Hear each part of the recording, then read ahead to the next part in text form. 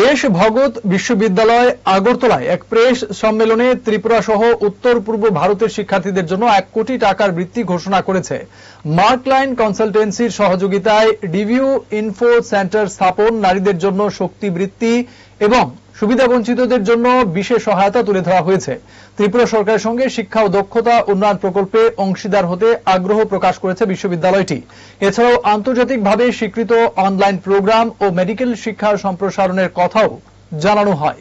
So I am Dr. Harsh Siddhavarthi, Vice Chancellor of Desh Bhagat University, which is NAC A+ accredited university and known for its academic excellence, research and innovation across the globe. And with me, my colleague Mr. Amit Kukreja ji, OSD to President, and Dr. Ranjit Singh, and he is with us. He is looking after all marketing and branding of Desh Bhagat University, and the Managing Director of Markline Consultancy, Mr. Rupam Roy. So it's a great day at Agartala, Tripura, that Desh Bhagat University is announcing a major, you can say, establishment जो कि हम लोग खोलने जा रहे हैं, ICC centre, information career counselling centre in Agartala.